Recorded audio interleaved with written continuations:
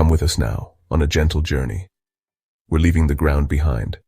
Here there are no timetables, no rush, no demands on our time. We're simply rising slowly and peacefully into the soft embrace of the sky. Below us, a city begins to reveal itself, not as a collection of streets and schedules, but as a living, breathing landscape. This is Leipzig. Seen from this vantage point, it offers a new perspective, a chance to observe its rhythms and patterns with a sense of quiet wonder. We're here to drift, to watch, and to listen to the silent stories told by the panorama unfolding beneath our feet. The air here is calm. A gentle breeze guides our ascent. The sounds of the city begin to fade, replaced by a profound and enveloping silence. Our gentle drift now takes us over a vast expanse of emerald. This is the Leipzig riverside forest, or Auenwald. It's the city's living lung, a sprawling network of woodlands and meadows that cuts directly through the urban landscape. From our high perch, it doesn't look like a park contained by a city, but rather a city built respectfully within a forest. We can see pathways snaking through the trees like delicate threads used by walkers and cyclists below. Within this great green sea, we can spot clearings and open spaces.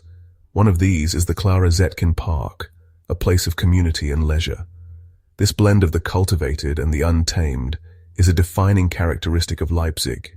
Now our eyes are drawn to shimmering ribbons of silver and blue, winding their way through the green heart of the city. These are the rivers, the white Elster and the Pleiße. From our aerial perspective, they appear as calm, reflective pathways, tracing the contours of the land. We can see small boats, kayaks and canoes, moving like water striders across the surface, their tiny specks of bright color against the deep blue of the water. Little bridges, some old and stone, others modern and sleek, stitch the two sides of the riverbanks together, creating a sense of unity across the landscape. This is the Karl-Heine Canal, a straighter, more deliberate waterway, a relic of the industrial age now repurposed for leisure. From the sky, all these waterways connect, forming a complex and beautiful circulatory system. Our flight path now shifts, carrying us away from the dense green of the forests and over the historic core of the city. The view transforms into a magnificent tapestry of red and terracotta. Thousands of clay-tiled roofs, weathered by centuries of sun and rain, cluster together in a warm, inviting mosaic.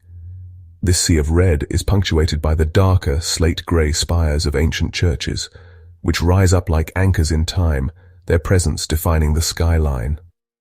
The streets below are now narrow channels, winding between the tightly packed buildings of the old town.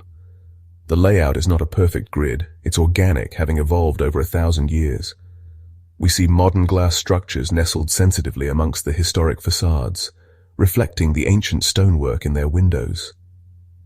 From the sky, this conversation is laid bare, showing a city that honors its deep roots while confidently looking towards the future.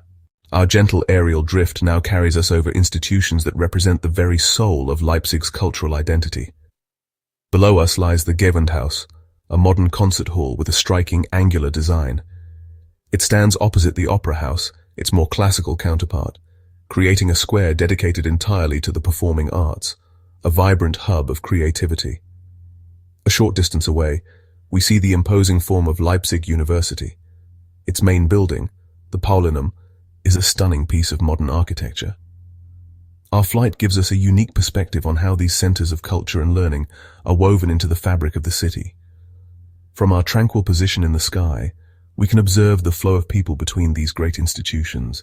They move like streams of ants, their individual paths converging to form a collective cultural life. We are witnessing the physical manifestation of a city's spirit, a spirit that celebrates music, champions knowledge, and believes in the power of the arts to enrich human existence. Our journey now takes us towards the city's edge, where a colossal structure dominates the horizon. This is the monument to the nations, the Völkerschlachtdenkmal.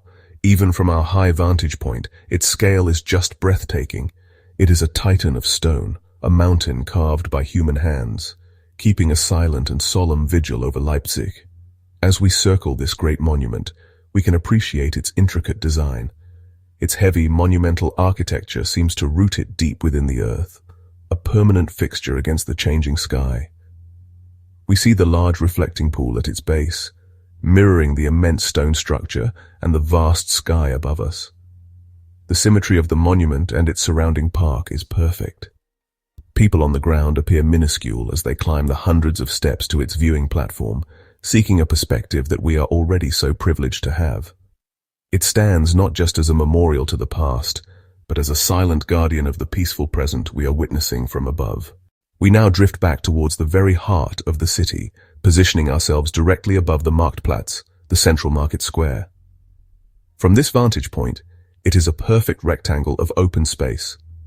The Old Town Hall, with its elegant Renaissance facade and distinctive clock tower, dominates one entire side of the square. It is the anchor of this civic space.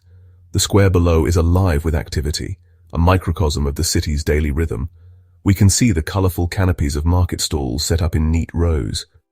People move between the stalls, their movements creating a slow, swirling dance of commerce and social interaction.